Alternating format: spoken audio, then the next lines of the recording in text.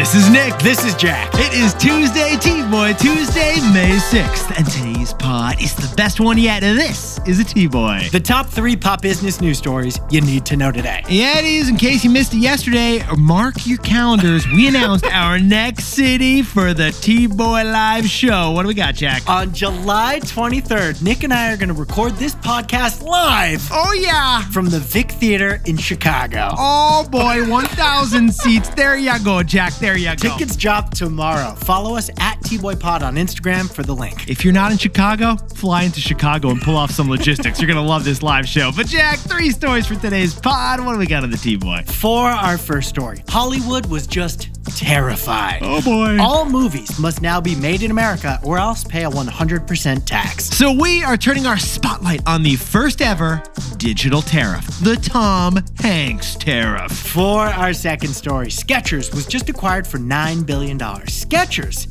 is the 3rd biggest shoe brand on earth. And why is that, Jack? There are more retired athletes than there are athletes. What are we going to do with cleats? Honestly, what are we going to do with cleats? I haven't bought cleats since I was 21 years old. Skechers is the only shoe company that gets that. Third and final story, what do we got, Jack? Over the weekend, Warren Buffett announced that he is retiring from Berkshire Hathaway at the end of the year. So Jack and I found the secret sauce to the world's greatest investor. Get this, it's not calculations, it's culture. But Yetis, before we hit that wonderful mix of stories. Whoa, what a mix of stories, Jack. Odds are, statistically speaking, there's one app besides the podcast app open on your phone right now. And that app is Google Maps. You've arrived at your destination. Cartography is 1,000 years old, but Google Maps is the only map to go viral. Get this, 2 billion humans use Google Maps every month to get from point A to point B. And the numbers are so big, it would make Magellan explode. But if you think Google simply built maps with a team of engineers, oh boy, are you wrong. Get this, Google Maps was built by a startup. Nay, 2 Danish brothers living on their mom's couch created Google Maps. But then once Google acquired their startup, they used it to make Steve Jobs very, very, very angry. This is the unknown part. Google Maps caused the biggest tech beef in history between Google and Apple. This story is so wild, it even involves the CIA. Oh, and Google Street View? The wildest logistical accomplishment since Hands Across America. So besties, to hear the true origin story of Google Maps, Turn left. No, don't do that. If you want to hear the true origin story, check out the latest episode of our weekly show, The Best Idea Yet. Google Maps, it turned a 2-dimensional piece of paper into a multi-dimensional economy on everyone's phone. Tap the link in this episode description to listen to our other show, The Best Idea Yet, on Google Maps. Because this week we tell the true and untold origin story of that wild product. But Jack, we got 3 fantastic stories for today's T-Boy. Should we hit the show? Let's do it. Let's hit it, baby. 15 years before this song, 2 boys from the Northeast met in the dorm. They had an idea that caused a cultural storm. It's the best one yet, but the best is the norm. Jack, Nick, that's it. I don't even think they need to practice. 50%, that's a fat tip. T-Boy City on your list. If you know, you know, cause we ready to go. We can't wait no more, so just start the show. Start the show. For our first story, President Trump announced a 100% tariff on movies not filmed in the United States of America. What does that mean? It means the trade war just leaped from physical goods to digital, too. The industry is dying a very fast death. That's not a quote from the Fast and the Furious. It's a tweet from President Trump on Sunday night about the Hollywood film industry. Because other countries give tax incentives to Hollywood so they will film abroad. And President Trump says that is a national security threat. So our first thought, What is it, Jack? we're going to need domestic dupes for all these foreign filming locations. yeah, like the Avatar sequels. They can't film those in New Zealand now. It's going to be too expensive. What's the New Zealand equivalent of the United States? Oregon? Yeah, let's do it in Oregon, Jack. Yeah. Broad landscapes with the ocean right next door. Or instead of filming in Austria, you could do... Vermont. Instead of Paris, do the French Quarter of New Orleans. Oh, you need a location dupe for 18th century England? The Back Bay of Boston, baby. Just blur out all those Dunkin' Donuts in the background. Yetis, what we are saying is we are about to face the first ever Tom Hanks tariff. Or do you want to go with Tom Cruise tariff, Jack? Tom Huddleston tariff. Or Jack, what about Quentin Tarantino? Can we go with that? That's pretty good. Now, Yetis, Hollywood is confused about this situation, and economists think this is unprecedented. Because tariffing physical goods is pretty straightforward. It's been done for 100 years. But trying to tariff a movie, how would that even work? The fear of the industry is that a new tax might have to be added to movie theaters when you go and buy tickets. There's a whole bunch of other questions. What will happen to films that have already been filmed overseas, like the Wicked sequel? Or Jack, what about the Minecraft movie that's in theaters right now? That was filmed abroad. Does that mean prices are going to double at the cinema? And if so, when is that effective? And Jack, this tariff, does it apply to animated films in addition to action films? They're not shot abroad, but they are coded abroad. Oh, and Jack, will TV shows be included if we're talking Hollywood? Trump only mentioned movies. So, Basties, like with previous tariff announcements, this one is raising more questions than it is answers. But here are some of the facts about the industry. In the 1970s, 60 to 70% of all movies and TVs were filmed in Hollywood studios, right here in Los Angeles, California. But Jack, could you sprinkle on some context to Hollywood today? The percent of movies filmed in Hollywood is down to 18%.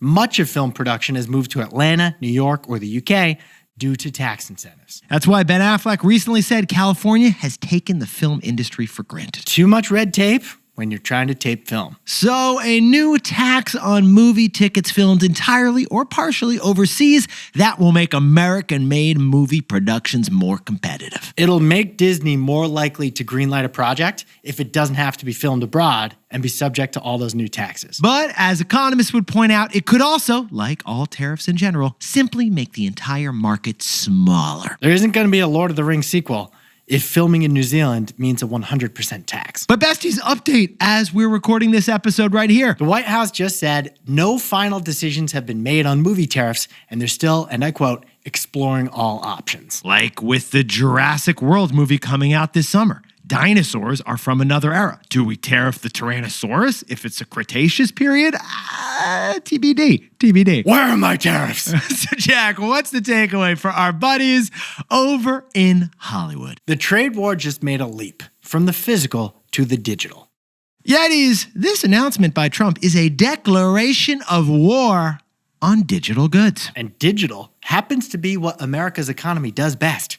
Remember, 70% of America's GDP is non-physical stuff that we make. In fact, as Jack and I have told you, our economy's digital power has been our strength during this trade war. Because as countries retaliate against the United States, they were never able to retaliate against the U.S. technology, software, movies, music, or finance that we export abroad. But Trump's Hollywood tariff, it would make all our digital services suddenly fair game for trade war retaliations. Don't be shocked if countries announce reciprocal tariffs on U.S. filmed movies. And that is why Netflix's stock and Paramount stock, they both dropped on news of the Hollywood tariff. And even if governments don't act, we could get boycotts from citizens abroad, just like Canadians are boycotting Made in America whiskey. Because the Hollywood tariff, the Quentin Tarantino, it opens up a new front in the trade war. It would be the world's first digital tariff. For our second story, Skechers, the least athletic shoe brand in history, was just sold for $9 billion to private equity. Skechers became the third biggest shoe company on earth by jumping generations. Now, Yetis, Jack and I are putting ourselves out there. We're doing a little reputational risk right now, but Jack, you want to share with the Yetis our thoughts? Is Skechers one of the great American fashion startups of all time? I mean, hear us out here. Founded 33 years ago by Robert and Michael Greenberg, a father-son founding duo, baby. I can't think of another father-son company. It's a lovely story. Also an LA-based company. The father is still the CEO, the son is still the president, and the company is still headquartered right by the beach. They IPO'd in 1999, and get this, sales of Skechers have tripled from $3 billion 10 years ago to $9 billion today. In fact, Skechers is still in growth mode. Their sales jumped 13% last quarter. In fact, by sales, Skechers is the third biggest footwear brand in America, behind Nike and Adidas. That's right. Skechers is walking all over Birkenstock, and when Crocs heard this news, They almost choked on their gibbets. Well, here's the news. Skechers is being acquired for $9 billion by the private equity firm 3G Capital. That's right, the same PE firm that once acquired Kraft Heinz, Burger King, and Budweiser. The stock jumped 25% on news of the acquisition. In fact, the stock rose so quickly, So fast, investors pulled a hamstring trying to catch up. slow down over there. Here's the surprise when Nick and I jumped in T-Boy style. Yes, Jack. Every sneaker brand is defined by top performance. Just do it. Phil Knight came up with this idea initially in the 1960s. Yeah, we read his autobiography, and he talks about how aspiration is how you sell sneakers. Kind of like how if a Jeep is good enough for World War II, it's good enough for your Costco run.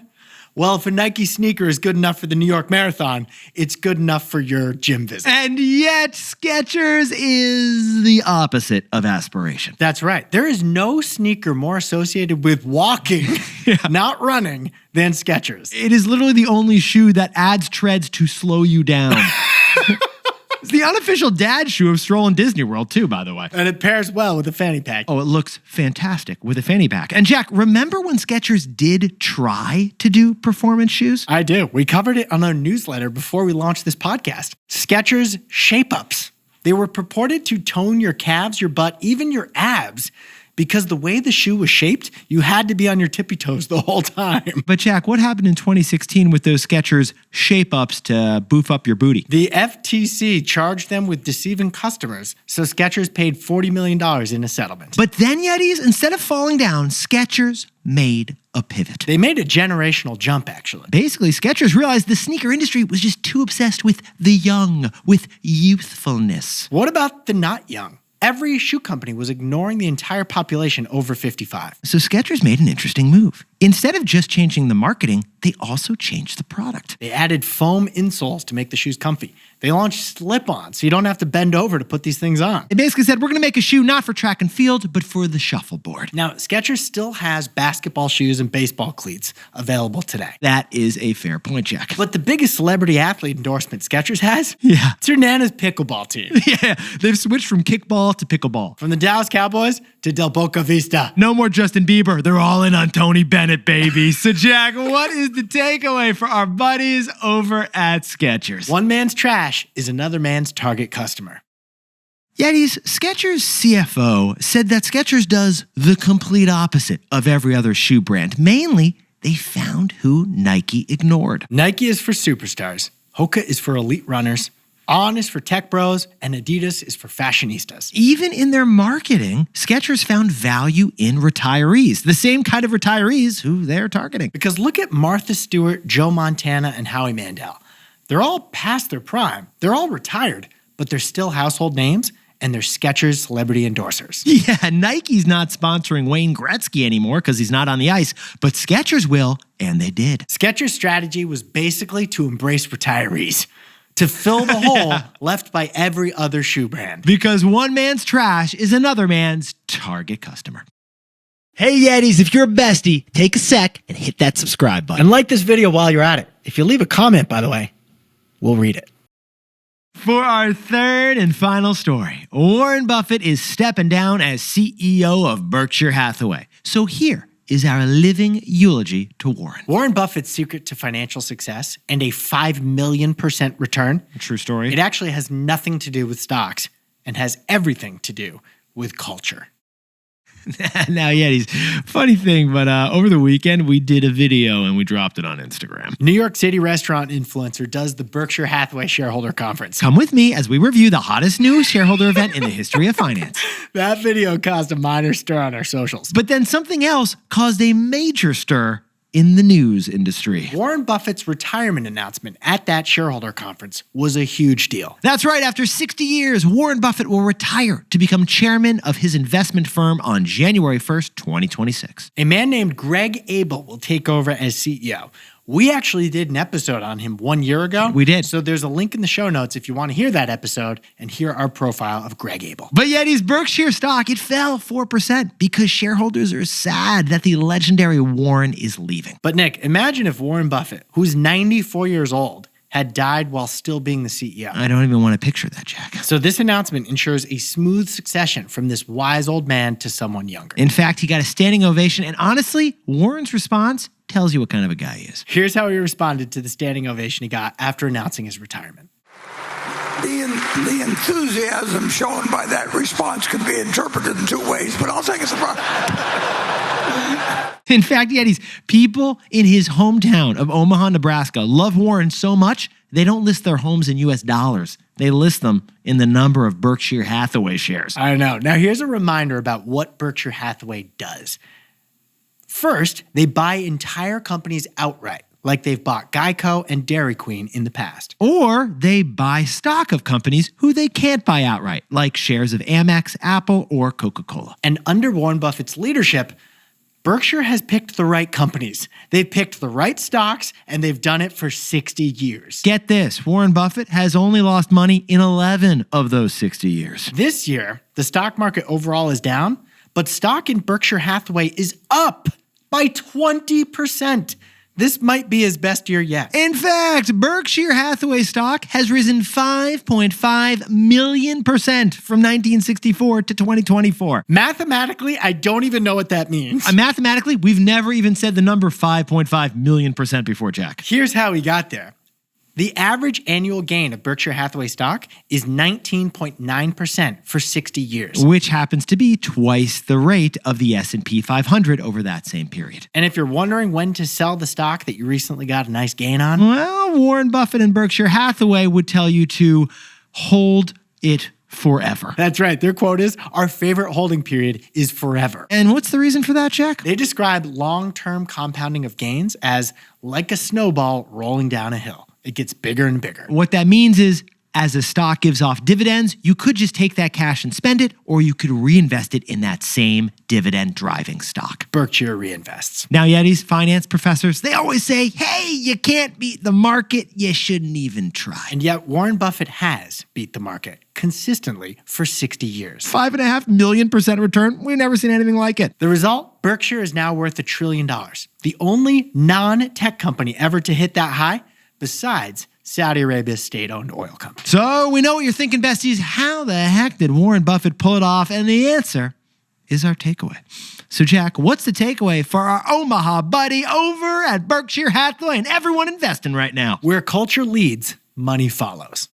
Yetis, when Jack and I started working at Robinhood, after we sold our first startup to Robinhood, the compliance officer named LaSalle Vaughn showed us this cool video. It's Warren Buffett testifying to Congress in 1990.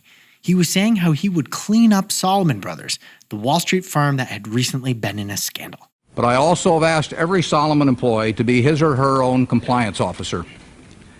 After they first obey all rules, I then want employees to ask themselves whether they are willing to have any contemplated act appear the next day on the front page of their local paper, to be read by their spouses, children, and friends, with the reporting done by an informed and critical reporter. If they follow this test, they need not fear my other message to them. Lose money for the firm, and I will be understanding. Lose a shred of reputation for the firm, and I will be ruthless. Yetis, thousands of men and women in finance try to pick stocks just like Warren Buffett, but nobody ever has. That clip shows why. It shows his commitment to a culture of integrity, and it was unmatched. So, besties, the secret sauce to Warren Buffett's success, it's not stock picking prowess, it's cultural prowess. Jack, could you whip up the takeaways for us for T-Boy Tuesday? President Trump asked his Commerce Secretary to create a 100% tariff on all movies filmed abroad. It's Quentin Tarantino, baby! The trade war just leaped from the physical to the digital. For our second story, Skechers just sold for $9 billion, and the stock will get delisted as this private company takes over. They did it by jumping generations. One man's trash is another man's target customer. And finally, Warren Buffett is retiring as the CEO of Berkshire at the end of the year. His genius wasn't in calculating stocks, it was in creating a culture.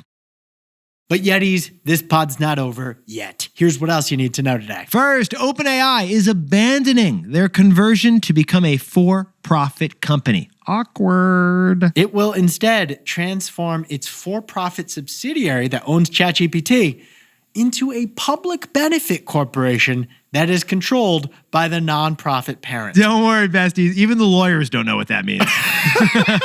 ChatGPT is basically like that kid who works for Teach for America, even though their parents or in Peace Corps. Definitely no profits. No. And second, Lady Gaga had a free concert over the weekend in Brazil that was the biggest concert in history for a female artist. 2.5 million people attended. It was on Copacabana Beach in Rio. Madonna drew 1.6 million people at the same venue last year, by the way. But the biggest concert of all time, it was 1994. It was Rod Stewart, and it was at the same venue. And by the way, this summer is expected to be the biggest concert summer ever.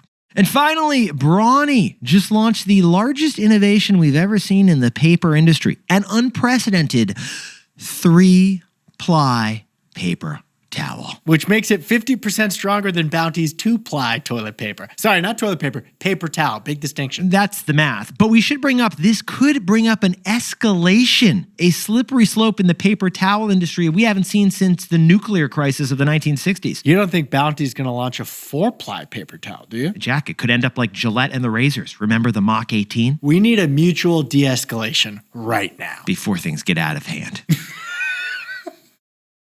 Now time for the best fact yet. This one sent in by the lovely Molly Martell in San Francisco by way of Allen Hall at Middlebury College. And yes, we said lovely because she's my wife. Now, many people think of May 6th as simply the day after Cinco de Mayo. Yeah, Molly thinks of it as her birthday, but she also pointed this out, Jack. Not only is it 6 de Mayo, Molly's birthday, it's also the birthday of one of the greatest structures in the history of architecture. On May 6, 1889, the Eiffel Tower officially opened to the public during the Paris World's Fair. It was supposed to be temporary, but the city of Paris, they decided, let's keep this thing. They said, you know what? It's possible. It is possible. Happy birthday, Molly. You look fantastic. Great girl. Great girl. Yetis, you also happen to look fantastic today. And right after the show, we know exactly what you should check out. Make a right, make a left, and then go straight to your destination. Our TBIY episode of Google Maps. If you're listening to our Frappuccino episode, you've gone too far. You need to do a U-turn and listen to our Google Maps episode. The best idea yet. And Nick and I will be right back here tomorrow for another T-Boy. If you know, you know.